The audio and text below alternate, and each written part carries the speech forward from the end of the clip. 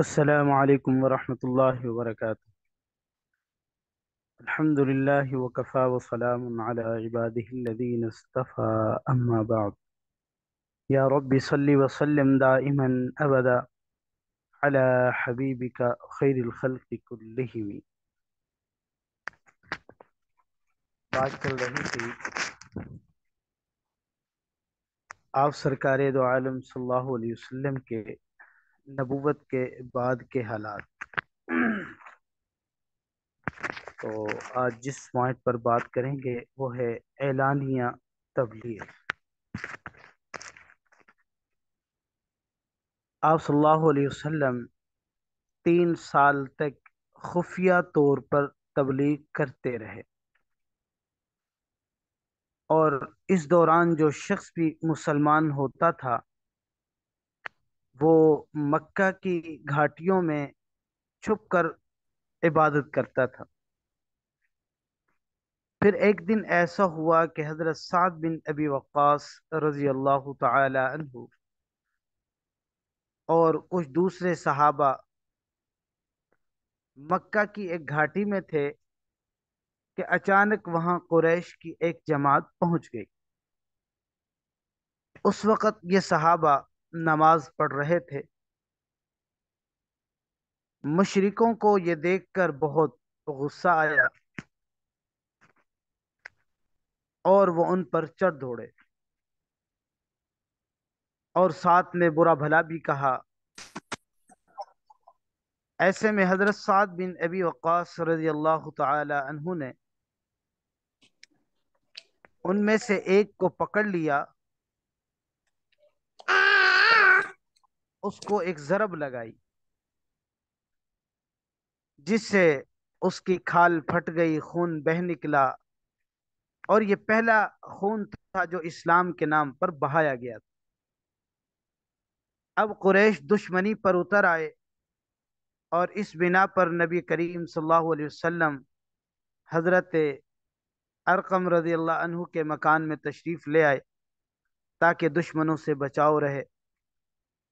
اس طرح حضرت ارقم رضی اللہ عنہ کا یہ مکان اسلام کا پہلا مرکز بنا، اور اس مکان کو دار ارقم کہا جاتا ہے۔ نبی کریم صلی اللہ علیہ وسلم کے دار ارقم میں تشریف لانے سے پہلے لوگوں کی ایک جماعت مسلمان ہو چکی تھی۔ اب نماز دار ارقم میں پڑھنے لگے۔ نبی کریم صلی اللہ علیہ وسلم صحابہ اکرام رضوان اللہ تعالی علیہم اجمعین کو وہیں نماز پڑھاتے، وہیں پر بیٹھ کر عبادت کرتے اور مسلمانوں کو دین کی تعلیم دیتے۔ اس طرح 3 سال گزر گئے۔ پھر اللہ تعالیٰ نے آپ کو اعلانیہ تبلیغ کا حکم فرمایا، اور اعلانیہ تبلیغ کی ابتدا بھی دار ارقم ہی سے ہوئی۔ اور پہلے آپ یہاں خفیہ طور پر دعوت دیتے رہے، یہاں تک کہ اللہ تعالیٰ نے سورۃ الشعراء میں آپ کو حکم فرمایا اور آپ اپنے نزدیک کے اہل خاندان کو ڈرائیے۔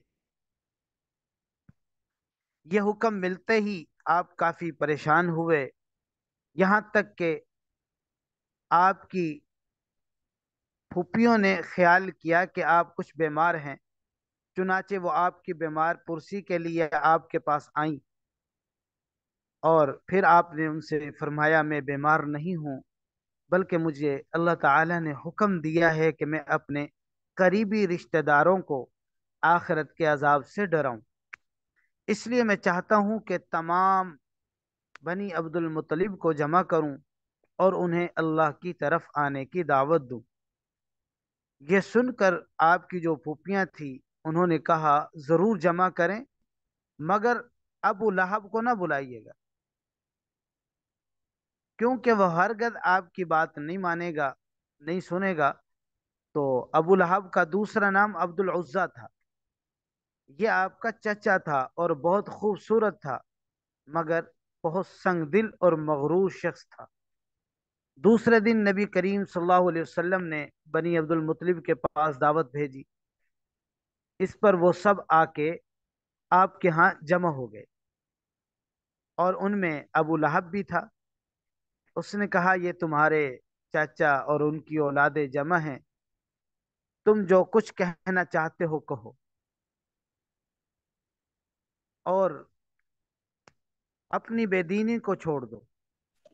ساتھ ہی یہ بھی سمجھ لو کہ تمہاری قوم میں یعنی ہم میں اتنی طاقت نہیں کہ تمہاری خاطر سارے عربوں سے دشمنی لے سکیں، لہذا اگر تم اپنے معاملے پر اڑے رہے تو خود تمہارے خاندان والوں ہی کا سب سے زیادہ فرض ہوگا کہ تمہیں پکڑ کر قید کر دیں، کیونکہ قریش کے تمام خاندان اور قبیلے تم پر چڑھ دوڑے، اور اس سے تو یہی بہتر ہوگا کہ ہم ہی تمہیں قید کر دیں۔ اور میرے بھتیجے، حقیقت یہ ہے کہ تم نے جو چیز اپنے رشتہ داروں کے سامنے پیش کی ہے، اس سے بدتر چیز کسی اور شخص نے آج تک پیش نہیں کی ہوگی۔ آپ نے اس کی بات کی طرف کوئی توجہ نہ فرمائی اور حاضرین کو اللہ کا پیغام سنایا، اور آپ نے فرمایا، اے قریش، کہو اللہ کے سوا کوئی معبود نہیں، اور محمد اللہ کے رسول ہیں۔ آپ نے ان سے یہ بھی فرمایا، اے قریش، اپنی جانوں کو جہنم کی آگ سے بچاؤ۔ وہاں صرف آپ کے رشتہ دار ہی جمع نہیں تھے، بلکہ قریش کے دوسرے قبیلے بھی موجود تھے، اس لیے آپ نے ان کے قبیلوں کے نام لے لے کر انہیں مخاطب فرمایا، یعنی آپ نے فرمایا، اے بنی ہاشم، اپنی جانوں کو جہنم کے عذاب سے بچاؤ۔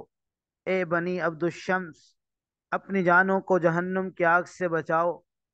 اے بنی عبد مناف، اے بنی زہرہ، اے کعب بن لوئی، اے بنی مرہ، یعنی جتنے بھی وہاں آپ کے قبیلے کے لوگ بیٹھے ہوئے تھے، سب کو پیارے محبوب نے مخاطب کیا کہ تم جہنم کے عذاب سے اپنے آپ کو بچاؤ۔ اے صفیہ، جو محمد کی پھوپھی، اپنے آپ کو جہنم کی آگ سے بچاؤ۔ ایک روایت کے مطابق آپ نے یہ الفاظ بھی فرمائے، نہ میں دنیا میں تمہیں فائدہ پہنچا سکتا ہوں، نہ آخرت میں کوئی فائدہ پہنچانے کا اختیار رکھتا ہوں، سوائے اس صورت کے کہ تم کہو لا الہ الا اللہ۔ چونکہ تمہاری مجھ سے رشتہ داری ہے، اس لیے اس کے بھروسے پر کفر اور شرک کے اندھیروں میں گم نہ رہنا۔ تو اس پر ابو لہب آگ بگولا ہو گیا، اور اس نے غصے کے عالم میں کہا کہ تو ہلاک ہو جائے، کیا تو نے ہمیں اسی لیے جمع کیا تھا؟ اور پھر سب لوگ غصے کا اظہار کرنے لگے۔ اس کے بعد کچھ دن تک آپ خاموش رہے، پھر آپ کے پاس جبرائیل علیہ السلام تشریف لائے، اور انہوں نے آپ کو اللہ کی جانب سے اللہ تعالیٰ کے پیغام کو ہر طرف پھیلا دینے کا حکم دے دیا۔ اب آپ صلی اللہ علیہ وسلم نے دوبارہ لوگوں کو جمع فرمایا، اور ان کے سامنے یہ خطبہ ارشاد فرمایا، اللہ کی قسم، جس کے سوا کوئی معبود نہیں، میں خاص طور پر تمہاری طرف اور عام طور پر سارے انسانوں کی طرف اللہ کا رسول بنا کر بھیجا گیا ہوں۔ اللہ کی قسم، تم جس طرح جاگتے ہو، اسی طرح ایک دن حساب و کتاب کے لیے دوبارہ جگائے جاؤ گے۔ پھر تم جو کچھ کر رہے ہو، اس کا حساب تم سے لیا جائے گا۔ اچھائیوں اور نیک اعمال کے بدلے میں تمہیں اچھا بدلہ ملے گا، اور برائی کا بدلہ برا ملے گا، اور جنت ہے، یہ ہمیشہ ہمیشہ کے لیے جہنم ہے۔ اللہ کی قسم، اے بنی عبد المطلب، میرے علم میں ایسا کوئی نوجوان نہیں جو اپنی قوم کے لیے اس سے بہتر اور اعلیٰ کوئی چیز لے کر آیا ہو۔ میں تمہارے واسطے دنیا اور آخرت کی بھلائی لے کر آیا ہوں۔ آپ صلی اللہ علیہ وسلم کے اس خطبے کو سن کر ابو لہب نے غصے کا اظہار کیا، اور کہنے لگا اے بنی عبد المطلب، اللہ کی قسم یہ ایک فتنہ ہے، اس سے پہلے کہ کوئی دوسرا اس پر ہاتھ ڈالے بہتر یہ ہے کہ تم ہی اس پر قابو پالو۔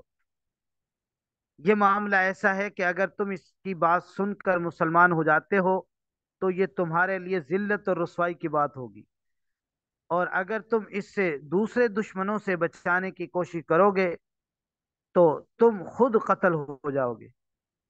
تو اس کے جواب میں اس کی بہن یعنی نبی کریم صلی اللہ علیہ وسلم کی پھوپھی جو صفیہ رضی اللہ عنہا ہیں، انہوں نے کہا بھائی، کیا اپنے بھتیجے کو اس طرح رسوا کرنا تمہارے لیے مناسب ہے؟ پھر اللہ کی قسم بڑے بڑے عالم یہ خبریں دیتے آ رہے ہیں کہ عبد المطلب کے خاندان میں سے ایک نبی ظاہر ہونے والے ہیں، لہذا میں تو کہتی ہوں یہی وہ نبی ہیں۔ ابو لہب کو اب یہ بات سن کر اور مزید غصہ آیا اور کہا کہ اللہ کی قسم یہ بالکل ٹھیک نہیں ہے، اور گھروں میں بیٹھنے والی عورت اور یعنی اپنی بہن کو برا بھلا کہا۔ جب قریش کے خاندان ہم پر چڑھائی کر کے آئیں گے اور سارے عرب ان کا ساتھ دیں گے تو ان کے مقابلے میں ہماری کیا چلے گی؟ خدا کی قسم ان کے لیے ہم ایک تر نوالے کی حیثیت ہوں گے۔ اس پر ابو طالب کہنے لگا اللہ کی قسم جب تک ہماری جان میں جان ہے ہم ان کی حفاظت کریں گے۔ اب نبی کریم صلی اللہ علیہ وسلم صفا پہاڑی پر چڑھ گئے اور تمام قریش کو اسلام کی دعوت دی، اور ان سب سے فرمایا اے قریش، اگر میں تم سے یہ کہوں کہ اس پہاڑ کے پیچھے سے ایک لشکر آ رہا ہے اور وہ تم پر حملہ کرنا چاہتا ہے تو کیا تم مجھے جھوٹا خیال کرو گے؟ سب نے ایک زبان ہو کر کہا نہیں، اس لیے کہ ہم نے آپ کو آج تک جھوٹ بولتے ہوئے نہیں سنا۔ اب آپ نے فرمایا اے گروہ قریش، اپنی جانوں کو جہنم سے بچاؤ، اس لیے کہ میں اللہ تعالی کے ہاں تمہارے لیے کچھ نہیں کر سکوں گا۔ میں تمہیں اس زبردست عذاب سے صاف ڈرا رہا ہوں جو سامنے ہے۔ میں تم لوگوں کو دو کلمے کہنے کی دعوت دیتا ہوں جو زبان سے کہنے میں بہت ہلکے ہیں لیکن ترازو میں بے حد وزن والے ہیں۔ ایک اس بات کی گواہی کہ اللہ کے سوا کوئی عبادت کے لائق نہیں، اور دوسرا یہ کہ میں اللہ کا رسول ہوں۔ اب تم میں سے کون ہے جو میری اس بات کو قبول کرتا ہے؟ آپ کے خاموش ہونے پر ان سب میں سے کوئی نہ بولا، تو آپ نے اپنی بات پھر دہرائی۔ پھر آپ نے تیسری بار اپنی بات دہرائی، مگر اس بار بھی کیا ہے، سب خاموش کھڑے رہے۔ اتنا ہوا کہ سب نے آپ کی بات خاموشی سے سن لی اور واپس چلے گئے۔ ایک دن قریش کے لوگ مسجد حرام میں جمع تھے اور بتوں کو سجدہ کر رہے تھے۔ آپ نے یہ منظر دیکھا تو فرمایا اے قریش، اللہ کی قسم تم اپنے باپ ابراہیم علیہ السلام کے راستے سے ہٹ گئے ہو۔ آپ کی بات کے جواب میں قریش بولے ہم اللہ تعالیٰ کی محبت ہی میں بتوں کو پوجتے ہیں تاکہ اس طرح ہم اللہ تعالیٰ کے قریب ہو سکے۔ افسوس آج کل ان گن لوگ بھی قبروں کو سجدہ بالکل اسی خیال سے کرتے ہیں اور خود کو مسلمان کہتے ہیں۔ تو اس موقع پر اللہ تعالیٰ نے ان کی بات کے جواب میں وہی نازل فرمائی، اور فرم آپ فرما رہے تھے اگر تم اللہ تعالیٰ سے محبت رکھتے ہو تو میری پیروی کرو، اللہ تعالیٰ تم سے محبت کرنے لگیں گے اور تمہارے سب گناہوں کو معاف کر دیں گے۔ یہ سورہ آل عمران کا ترجمہ۔ قریش کو یہ بات بہت ناگوار گزری اور انہوں نے ابو طالب سے شکایت کی ابو طالب، تمہارے بھتیجے نے ہمارے معبودوں کو برا کہا ہے، ہمارے دین میں عیب نکالے ہیں، ہمیں بے عقل ٹھہرایا ہے، اور اس نے ہمارے باپ دادا تک کو گمراہ کہا ہے۔ اس لیے یا تو ہماری طرف سے آپ اسے نبٹ لیجئے یا ہمارے اور اس کے درمیان سے ہٹ جائیے، کیونکہ خود آپ بھی اسی دین پر چلتے ہیں جو ہمارا ہے، اور اس کے دین کے آپ بھی خلاف ہیں۔ تو ابو طالب نے انہیں اچھے انداز میں یہ جواب دے کر واپس بھیج دیا کہ اچھا، میں انہیں سمجھاؤں گا۔ تو ادھر اللہ تعالیٰ نے حضرت جبرائیل علیہ السلام کو آپ کی خدمت میں بھیجا۔ تو حضرت جبرائیل علیہ السلام نہایت حسین شکل و صورت میں بہترین خوشبو لگائے ہوئے ظاہر ہوئے اور فرمانے لگے: اے محمد، اللہ تعالیٰ آپ کو سلام فرماتے ہیں، اور فرماتے ہیں کہ آپ تمام جنوں اور انسانوں کی طرف اللہ تعالیٰ کے رسول ہیں، اس لیے انہیں کلمہ لا الہ الا اللہ کی طرف بلائیے۔ یہ حکم ملتے ہی آپ نے قریش کو براہ راست تبلیغ شروع کر دی، اور حالت اس وقت یہ تھی کہ کافروں کے پاس پوری طاقت تھی اور وہ آپ کی پیروی کرنے کے لیے ہرگز تیار نہیں تھے۔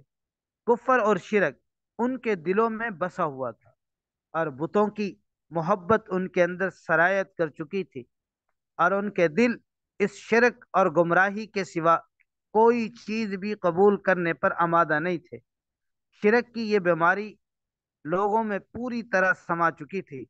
آپ صلی اللہ علیہ وسلم کی تبلیغ کا یہ سلسلہ جب بہت بڑھ گیا تو قریش کے درمیان ہر وقت آپ ہی کا ذکر ہونے لگا۔ وہ لوگ ایک دوسرے سے بڑھ چڑھ کر آپ سے دشمنی پر اتر آئے اور آپ کے قتل کے منصوبے بنانے لگے، یہاں تک سوچنے لگے کہ آپ کا معاشرتی بائیکاٹ کر دیا جائے۔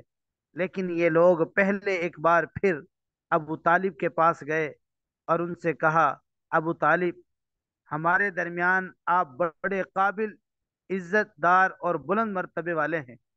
ہم نے آپ سے درخواست کی تھی کہ آپ اپنے بھتیجے کو روکیے، مگر آپ نے کچھ نہیں کیا، اور ہم لوگ یہ بات برداشت نہیں کر سکتے کہ ہمارے معبودوں کو اور باپ داداؤں کو برا کہا جائے، ہمیں بے عقل کہا جائے۔ آپ انہیں سمجھا لیں، ورنہ ہم آپ سے اور ان سے اس وقت تک مقابلہ کریں گے جب تک کہ دونوں فریقوں میں سے ایک ختم نہ ہو جائے۔ تو تفصیلات تو بہت ہیں، مختصر یہی ہے۔ تو انشاءاللہ العزیز کل سے کوشش میں کروں گا کہ آئندہ ویک تک ہم یہ کورس مکمل کر لیں اپنا۔ پھر آگے رمضان المبارک کا مہینہ بھی شروع ہو رہا ہے، اس میں یقیناً ہر ایک کی مصروفیت ہوتی ہے، ابھی بھی مصروفیات ہیں۔ تو اپنی اپنی مصروفیات کو مطلب مزید چھوڑ کر میں یہ چاہتا ہوں کہ چلیں اچھے طریقے سے دو چار دن مزید جو ہے نا، اگر رمضان سے پہلے مل جاتے ہیں تو وہ اپنی تیاری کر لیں گے۔